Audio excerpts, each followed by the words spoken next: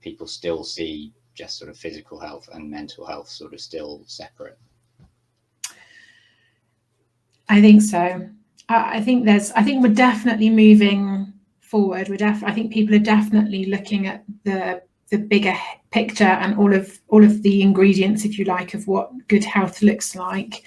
I think a lot of people, I think physical health certainly has always been on the radar, hasn't it? Because that's what you learn about in school. You learn about the physical health. You do PE, don't you? The importance of exercise, the importance of moving. PE is part of the curriculum. I know when I went to school, mental health, emotional health wasn't part of the curriculum. So you looked at physical health, and you might have talked about some of the benefits, but that was the focus, wasn't it, in the curriculum? That was the focus in, heart health and, being able to live longer. Whereas I think now, education in schools is much more balanced around the mental health and emotional health as well. Not as much as I would like to see. I think it needs to be covered more, but there's only so many hours in the school day, and decisions have to be made. So I think there needs to be some focus at home as well as at school in educating our children in how to eat, how to look after themselves, how to be fit and healthy all round. I think physical health's a much easier one for people to talk about, isn't it? Describe. It's much more visible, isn't it? Let's be real here. When you're not in good physical health, it's visible. But also you can have invisible poor physical health as well. You could look very well on the outside, and actually, if you're not looking after yourself in terms of nutrition and stress on the inside, it's not so visible. So I think people are kind of more aware of that now. The terms that people are talking about, the conversations that people are having, I think people are much more aware that you need to look after all of it. But I think still physical health is the obvious go-to, because I think from a stigma perspective, it's much easier to have that conversation, isn't it, of looking after your physical health. But it's nice to hear when you hear people talking about, I feel, it's that whole after a workout, isn't it? I feel so much better. Or, people say, I was so wound up when I came in today, and now I feel so much better. That even through physical health, people talk about the mental and emotional health benefits as well. I think it's moving in the right direction. I think when it's covered more sort of in all together, I think it will help. I think people are talking about these things a lot more, which does help, but sometimes it's that overwhelm of information then, isn't it? And people shut down. So it's that balance of educating, learning, understanding, finding what works for you, and then working with that. Definitely. Yeah, I think so. It was interesting. I've been sort of connecting with some local gyms in the area, and they've sort of been saying, obviously their priority is obviously sort of physical health and stuff like that, but then they've recognized as well that the mental health side of things, for they started looking very much more as though they're community bases. So because I think you look at the two sides as well, there's still a lot of people still afraid to even go to the gym because of all of the you've got to go and be muscly and well built and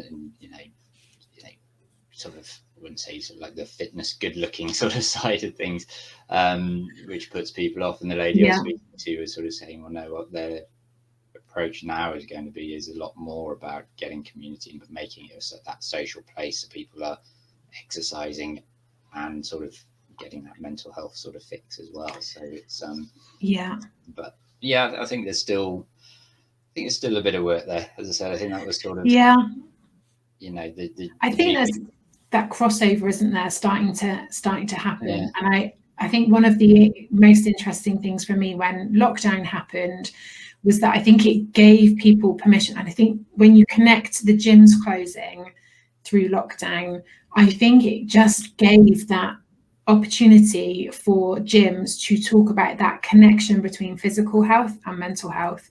And one of the gyms that I used to train in, it's very much, it's a family run, old school iron gym. And the lockdown gave that opportunity for their gym members who probably don't talk about mental health very often, certainly not openly, to really start to come forward and say the gym is my mental, is as important for my mental health as much as it is for my physical health.